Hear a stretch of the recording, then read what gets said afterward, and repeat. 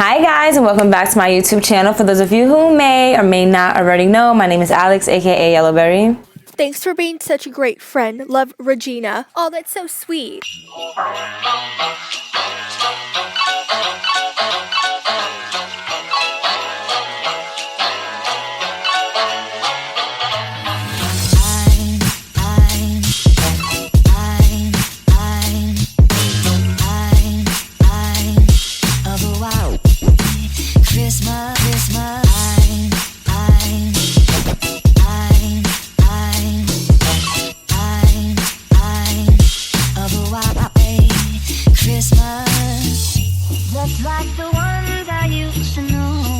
And by the title of today's video, you already know why you are here.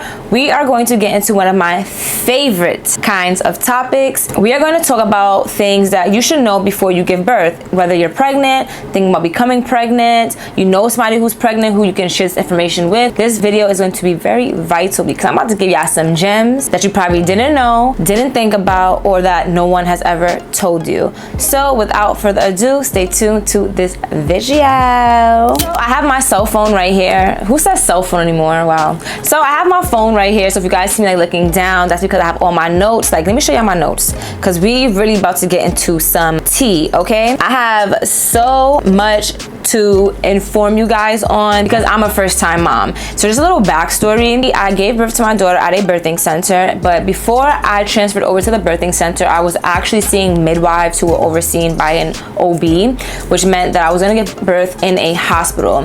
And it wasn't until I was 6 months pregnant when I transferred over to the birthing center that I was actually given so much vital information. Like, honestly, till this day, I don't know how motherhood would have gone for me had I not been given this information. So at the birthing center, they made me take birthing classes, free birthing classes, might I add. It was also during COVID, but I do believe that they do also offer free birthing classes even all the time. I took a breastfeeding class, and breastfeeding classes aren't just subject to women who want to breastfeed. If you guys watched one of my previous videos, which I'll link up above, I did mention to you guys that even if you're not planning to breastfeed, your breasts are still going to make milk, and you have to find some way somehow to get that milk out, or you can run a high risk of getting a boob infection by the name of mastitis and having clogged milk ducts, which is very painful and not fun to deal with. So it's very important that you guys have this information so you know what's to come. Like, we usually get prepared for like the birth, but we never really speak about what happens after the birth. And what happens after birth is far much more than what happens during birth. So yeah, I have so much to tell you guys. Before going into the birthing center, the original people that I was getting my prenatal care from, they didn't inform me of anything. Like, they literally just checked me every now and again, and that was it. If my blood levels were fine, they would tell me they were fine. They would ask me if I'm taking good precautions during COVID, because again, that was when I was pregnant during the height of COVID. And yeah, nothing to prepare me how to be a mom, nothing preparing me to breastfeed, nothing preparing me for birth, nothing, nada, zilch, nothing. So here I am to help pass along the information that I know. So starting with number 1, did you guys know that you can actually get a free breast pump through your insurance?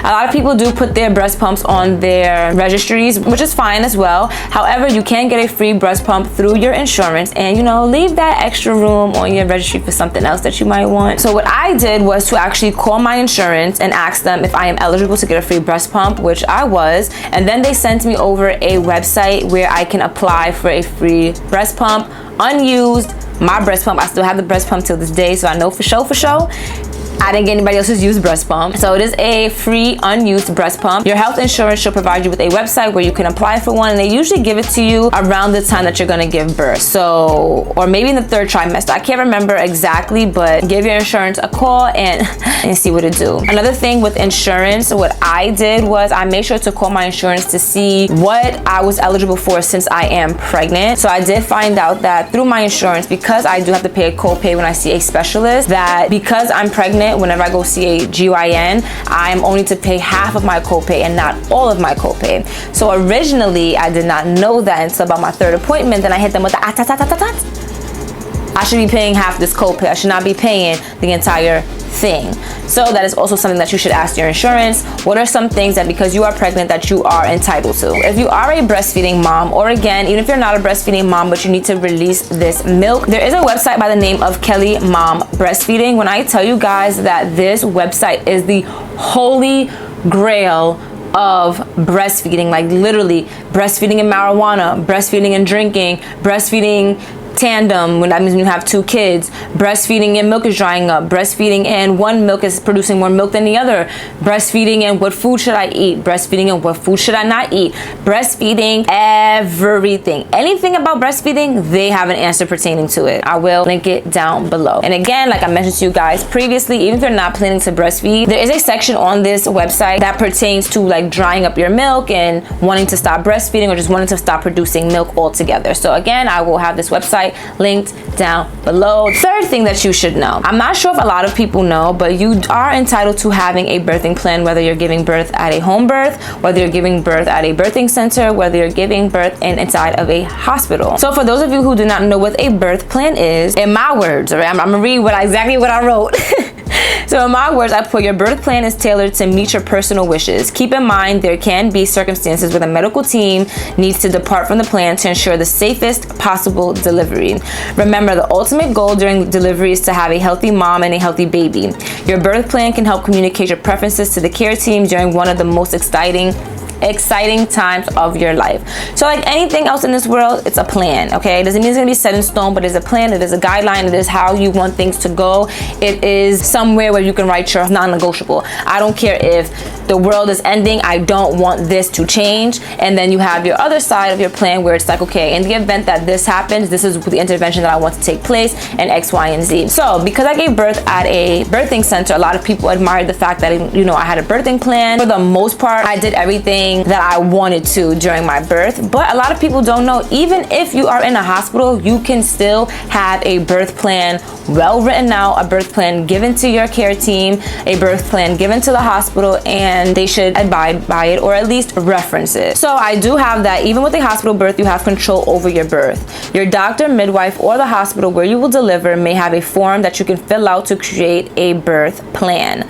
Discuss it with your healthcare provider to ensure that these options are safe for you and your baby. Because again, y'all, you don't want to have a high-risk pregnancy and then you have like a plan that doesn't cater to you, the mom, or the baby, you know, put any of you in jeopardy. Remember that a birth plan is only a plan. It can change, but it should be used as a guide for what you want and what will make you comfortable, which I already stated before. Birth plan does not end with the delivery of your new baby. The care team will want to know how you want your baby to be cared for in the hospital. For example, explaining who will be cutting the umbilical cord, changing the baby's first diaper, and giving the baby their first bath. In addition, the birth plan can also include how you want to feed your baby, whether that's formula, you want the baby to be guided to your nipple, to breastfeed. You want to make sure that you're identifying breast milk or formula as a nutritional preference in your birth plan. Religious and or cultural preferences should also be listed in your birth plan. So your birth plan is serious stuff, okay? So like I've already mentioned, you can do this in a hospital. I know I've read somewhere or I heard somewhere that some hospitals only honor your birth plan if it's like notarized or if you're like the head of the hospital. Like hospitals make it harder for you to have a birth plan because as we know, hospitals kind of just want to do what they want to do. It's like a revolving door. They want you in and they want you out. They want you to have this baby. They want you out. They don't have time for you to be laboring. They don't got time for you to be doing what you want to do, okay? They want to get this baby out and they want you to be out the door so the next mom can come in. With that being said, it is very important, in my opinion, to make sure that you have a doula, especially if you are giving birth in a hospital. I know a lot of the time people believe that doulas are mainly for like home births or they're mainly for birthing centers, but nah, okay? It is very, very, very, very important, in my opinion, to make sure that you have a doula present, especially at a hospital birth. And for those of you who do not know what a doula is, I'm going to explain it briefly right now, but you can also tune into this video up above where I go into way more detail about what a doula is, how I got a doula, X, Y, and Z. So now, a doula is a professional labor assistant who provides physical and emotional support to you and your partner during pregnancy, childbirth, and the postpartum period. For instance, a doula will offer information about what's happening during labor and postpartum period, including explanations of procedures. They will help with facilitating communication between you and the hospital staff or whichever staff, whether you're giving birth at a home birth, birthing center, like I already mentioned before. And they also offer guidance and support for loved ones. Doulas educate and empower pregnant women and their families so they can make informed decisions regarding their health care. A good doula will ask the appropriate questions, some that you probably wouldn't even think to ask. That has actually happened to me. The doctor's main concern is the baby, getting them out. During birth, most doctors will not explain every terminology to you, which is sometimes often why a lot of things happen in the hospital or just when we give birth, period, and we don't really understand what's going on. Even when I gave birth at the birthing center, the reason why my midwives explained to me that I should get a doula is for the simple fact that they're there for the baby. Yes, they are there for me to ensure that I'm safe and X, Y, and Z, but they are mainly there to make sure that the baby comes out healthy, perfect, alive. Their main concern is not explaining to me when a episiotomy is at that moment, if they need to cut me. It's not to explain to me all these other terminologies because I'm not in the medical field. But that is what your doula is there for. So your doula is basically your advocate. Your doula is basically your middleman. Your doula knows all the technicalities of what's going on in the medical aspect of giving birth, and your doula is also there to give you and your spouse or you and your partner that support that you guys need. So in the event that, God forbid, you need to have like an emergency C-section, you don't know anything about C-sections. You don't know all these technical terms for these words and what's going on, and when they're throwing out all these big words. And again, when things are in a fast-paced environment, no doctor is going to sit there and explain to you verbatim exactly what's going on. They're just going to give you the basis of things. They're not going to tell you what the side effects of it is going to be. They're not going to tell you how this may affect you, how this may affect the baby. And if they do, it's not going to be in depth. So in my opinion, a doula is very important to have, because when it comes to these situations, when it comes to questions that you wouldn't even think to ask, because again, you're not in the medical field, you're probably a first-time mom, you're probably even a second-time or third or fourth-time mom, and again, because you're not in this field, you don't think to ask these certain questions. You don't know, you just don't know. But again, tune into the video up above where I give you all the tea about what a good doula should entail. Lastly, hospital tours. You're able to call up the hospital or go on their website to see when they're having tours. It's great to know what your environment will look like prior to giving birth. You should become familiar with the triage, labor, delivery, and postpartum rooms. If the hospital offers private and semi-private rooms, ask to see both. You should also ask to see the operating room in case of a C-section. Get familiar with where the incubator will be for when they place the baby and what the room will look like in general. Again, giving birth, guys, it's such a miraculous yet can be very chaotic experience, especially if it is your first time. So it is nice to just have a handle on certain things and just know where certain things are and just understand what's going on before you even get into the situation. What contributed to me having a very calm and safe birth was the fact that I had so much knowledge. You know, I knew what was going on. I knew what would happen in the event that this happens. I knew what would happen in the event that that happens, and I already trained my mind. I was lucky enough to tour where I was gonna birth, because again, you don't want to just have your water break or just go into a hospital and you don't know anything. You don't know where the bathroom is. You don't know what your room is gonna look like. You don't know anything. You don't know if you're gonna have a roommate in your hospital bed. Not in the hospital bed, but in the hospital room, you know?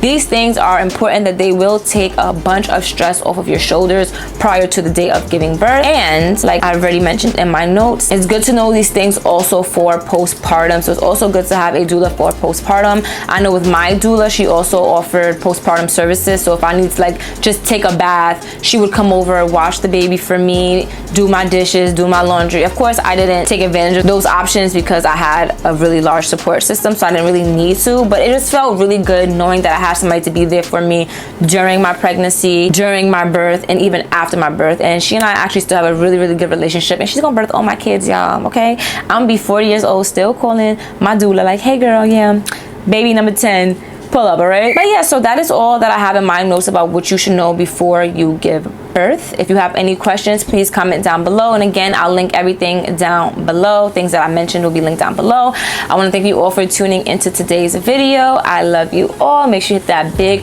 red subscribe button down below. Give this video a big thumbs up, and I will see you in the next one.